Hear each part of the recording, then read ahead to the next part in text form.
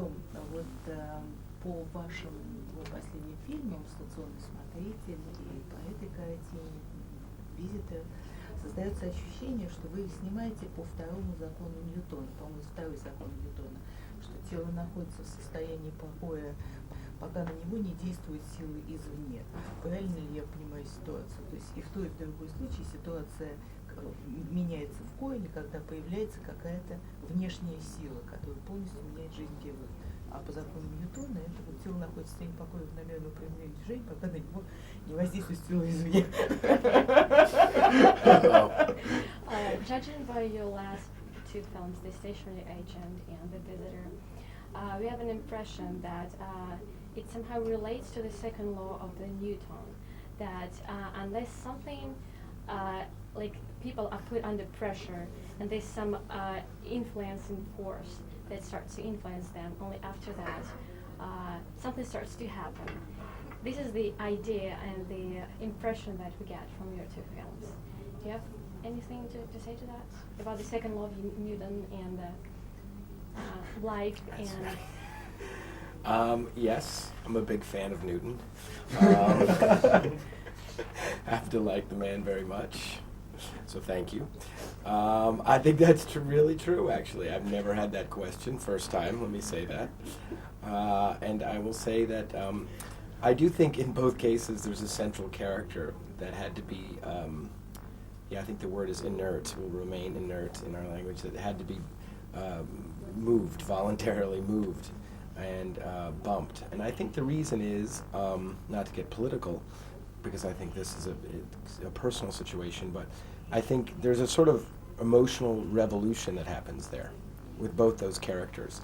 And that I think for change to occur, there has to be a revolution. So there really is like that moment of revolt within the movie, albeit as small as bumping into someone or having someone throw you up against a wall or discovering someone in your apartment. But there are those moments that make us change. And sometimes that's the only thing that's going to bring about change. There has to be that thing, especially I think in The Visitor, where you have a character who is pretty adept at avoiding any sort of confrontation and any sort of connection. Можно ли говорить о том, что судьба героя этого фильма архетипична? То есть в каком-то смысле это не судьба отдельного героя, а это судьба всей Америки, которая тоже пребывала в каком-то своем таком замкнутом существовании, пока не вот понаехали, и вот тогда как бы и начались какие-то вот... Да, можно ли говорить о какой-то... Сейчас я хочу выключить телефон, потому что сегодня будет.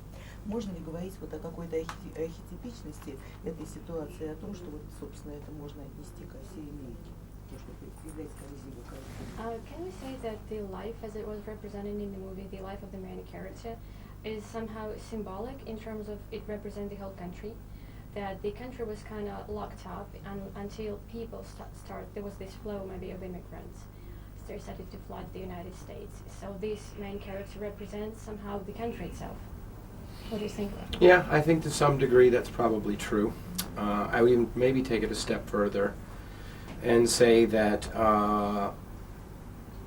he also represents maybe the country because he's dealing, even as an economics professor of global economics, he's dealing intellectually with what that means.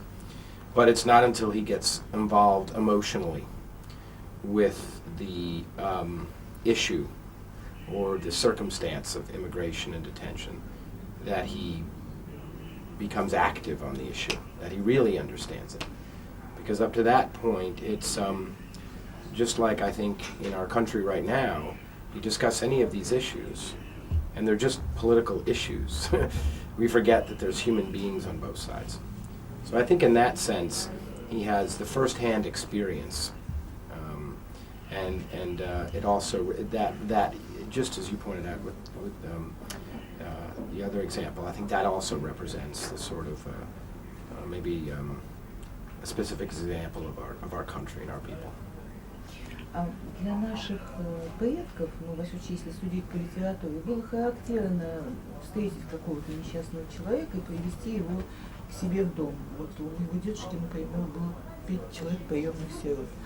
Вот, и это было общей практикой. Сейчас вот ситуация, которая рассказана в фильме, она может восприниматься только как, вымысел, как какая-то придуманная история. Что такое случилось с людьми, что они вот перестали брать людей к себе в дом?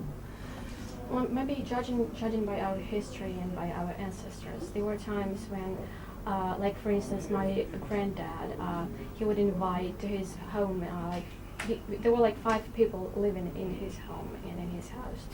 And now the situation has changed drastically. And in your movie, we see that like a person is not against, so he's helping out to immigrants. So what do you think, what has happened with people, that their attitude, that this whole idea that we see in your movie is like an imagination, it's not real, because you meet someone in your apartment and you say okay and you help, and it's taken not from reality, so to say. So what do you think, what has happened with our generation, with people, compared to how hospitable you were, say, for instance? I'm not sure let me make sure I'm clear, I'm understanding. So is it that by telling this story, I'm telling a story of a more hospitable person and therefore not realistic? Because most people today are not hospitable. Is that true? То есть он правильно вопрос, правильно понял, да?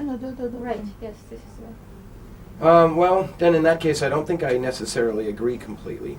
I think, much like whether you're dealing with immigration or racism or abortion or a number of other issues, that as soon as you have a relation, and I think in the short period that Walter Vail finds these people in his apartment, he sees in these 2 young people something he probably was 25 years ago, struggling. It's obviously it was a misunderstanding that they were there. They think they're there under the legal terms. And he sees 2 young people in need of help. And all he offers is shelter for a night or 2. So that to me doesn't seem outside the realm of what any person would do, American or not. Would say, hey, I was scared earlier and I was upset, but calming down and having a glass of wine, maybe it's okay to stay a night or 2 and we'll figure this out. That doesn't seem beyond the realm of reason to me. So I think to that end, possibly what it represents is not a change in the American consciousness or the American position per se, but more on a very personal level. Again, if you can humanize an issue, if you can humanize a person and take that person out of the realm of being the other, which we so often do for purposes of political and social debate, us or them. We make them the other and make them a person, a name, a situation, a human connection. That changes slightly. В конце концов, герой научился играть на барабанах. Мы знаем, что люди, которые умеют там петь, танцевать, рисовать, писать стихи, они легче выходят из каких-то депрессивных состояний, и действительно там занятия искусством помогают там отрефлексировать все на свете. Вот в чем для вас смысл этих барабанов? В том, что, может быть, действительно всех несчастных научить что-нибудь делать, и тогда все будет лучше? Или вкладываете какие-то свои там смыслы? So by the end of your movie, your main character learns, he knows how to play the drums. And we all know that creative people, like those who, like the poets, musicians, people like that, for them it's so much easier not to be depressed, and if they are, like to find a way to get out, through this depression. So for you personally, these drums, do they represent anything, any symbol at all? Or do you think maybe the background for that would be that maybe everybody has to learn to play some musical instrument, I don't know, something like that. That would be nice. Just like an escape, a way out. I think, first of all, I think artistic people are prone to depression. Most people I know, including myself. I would argue even that the more artistic people I know, musicians, writers, poets, what have you, that they live life like this, extreme highs and extreme lows. That's kind of where the art comes from, somewhere in between. And that people with maybe more stable positions in lives, maybe not quite as large. Doesn't mean they don't have a wonderful life, but maybe not the extremes. That's how I feel about it. So for me, I think the music, I would love it if everyone knew how to play an instrument. I wish I knew how. I don't. But for me, I think what it represents really, it's just the fact that this guy's adopted something completely new. That to me is interesting. She loves this. Rhythm of love, of life. Exactly. Found a different rhythm.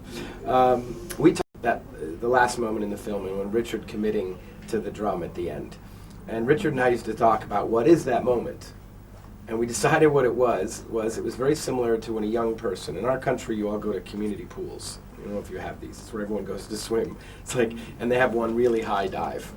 We talked about the little kid who would never get on that high dive. And then the last day of the summer, marches out all the way to the high dive, climbs the ladder, and jumps.